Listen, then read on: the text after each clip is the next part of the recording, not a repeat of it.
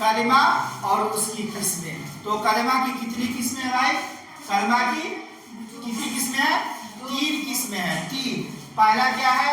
इस्म, दूसरा है फेल और तीसरा है हर्फ। अब इस्म, फेल और हर्फ को क्या कहते हैं, इसका माना क्या है? तो देखिए कि इस्म किसी चीज, जगह या शख्स के नाम को हम इस्म कहते हैं। इस्म किसको कहते हैं? किसी चीज, शख्स या जगह के नाम को हम क्या बोलते हैं? इस्म बोलते हैं। हिंदी में इस्म को क्या बोलते हैं? संज्ञा बोलते हैं, ठीक है, और इंग्लिश में नाउन बोलते हैं। तो किसी चीज, जगह या शख्स के नाम को हम क्या बोलते हैं? इस्म बोलते हैं। जैसे देखिए राशिद किताब दहली, तो राशिद नाम हो जाएगा, शख्स में आ जाएगा, किताब ये किसी चीज में आ जाएगी, और दहली ये किसी जगह में। बात समझ में आ रही है? उसके बाद है फेल। फेल अब कहते किसको है?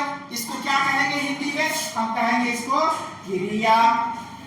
क्या कहेंगे? क्रिया कहेंगे, इंग्लिश में वर्ब कहेंगे, ठीक है। तो किसी काम का करना या होना जमाना के लिहाज से, जमाने के एतबार से समझा जाए। जैसे जमाना 3 होता है, माजी, हाल, मुस्तकबिल, भूतकाल, वर्तमान काल, भविष्य काल। ये पढ़े आप लोग, ठीक है। तो ये तीनों पाया जाना चाहिए फेल में, ठीक है। किसी काम का करना या होना जमाना के हिसाब से होना चाहिए। जैसे देखिए यहाँ पे पढ़ा, ये क्या है? माजी है, भूतकाल है, ठीक है। लिखता है, ये क्या है? हाल है, ये वर्तमान काल में आ जाएगा।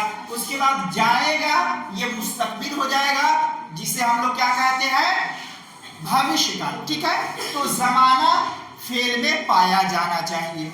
अब तीसरी किस्म क्या हो जाएगा? हर्फ। अब हर्फ वो है जो तन्हा कुछ माना ना दे, ठीक है। क्या है? जो तन्हा कुछ माना ना दे लेकिन दूसरे कलिमात के साथ मिलाकर ये माना देता हो। जैसे देखो यहाँ पे से है, को है, में है, तो से, में, को का कोई माना नहीं है, लेकिन इस तरह अगर हम कह देते हैं कि आलिया दिल्ली से पटना गई, तो से जो आया इसका माना हो गया, तो दूसरे कलिमात के साथ मिलकर ये माना देता है, तन्हा ये माना नहीं देता है। तो इस तरह से कलिमा की 3 किस्में हो गई।